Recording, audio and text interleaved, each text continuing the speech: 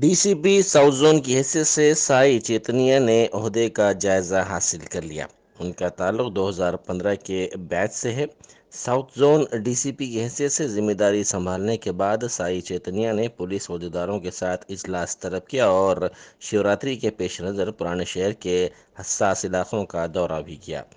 उन्होंने तारीखी चारमीनार के पास मीडिया से बात करते हुए कहा कि अमन व ज़ब्त की बरकरारी अवलिन तरजीह है।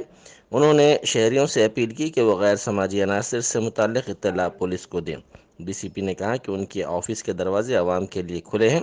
इसी दौरान शरद चंद्र पवार आईपीएस ने सेंट्रल जोन डीसीपी की हैसियत से जिम्मेदारी संभाल ली। हैदराबाद हमारा ओल्ड सिटी साउथ जोन सभी जनों को हमारा पुलिस की साइड से मुबारक हो कि एक दो अच्छी दिन। एक तो शब मिराज हुआ था, आज शिवरात्रि हुआ और मेरा चार्ज लेने के बाद पहली बार मैं दो ईद आ गया। उसका सभी को ईद मुबारक मेरी तरफ से।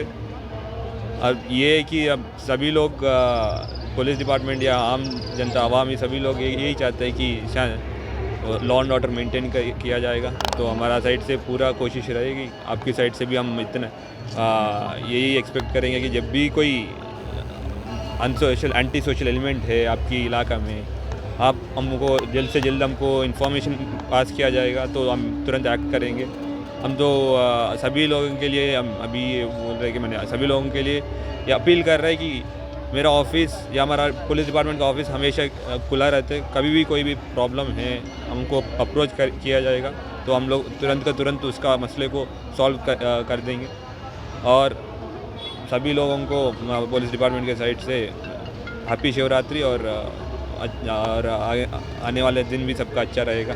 थैंक यू, धन्यवाद। अभी उसके बारे में मैं अभी आया हूँ, सब तो क्या है, क्या हुआ, क्यों हुआ, सारी डिस्कशन में पूरा A to Z में देख लूँगा।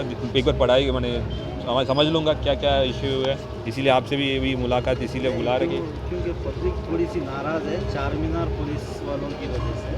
तो वो लोग थोड़ा सा सही ड्यूटी नहीं कर रहे, जिसकी वजह से तो अभी मेरे को पता नहीं ना, अभी बोल रहे तो हम पहले तो हम रिसर्च करेंगे क्या हुआ क्यों नहीं हुआ, पब्लिक से भी बात करेंगे क्या क्या दिक्कतें हुई, उसके बाद में कुछ कमेंट कर सकते हैं। अगर उसके बाद भी अगर कोई शिकायत आई तो आप क्या? हम तो हमेशा कोई भी शिकायत है किसी के ऊपर भी हमारे पास आ जाइए। तो बेस्ट पॉसिबल सोल्यूशन जो है हमारे ऊपर है, तो अप्रोप्रिएट एक्शन किया जाएगा। किसी के ऊपर भी लीगल पॉइंट ऑफ व्यू लोग क्या एक्शन लिया जा सकता है वो सारे लिए जाए, कोई टेंशन नहीं इसमें। Thank you.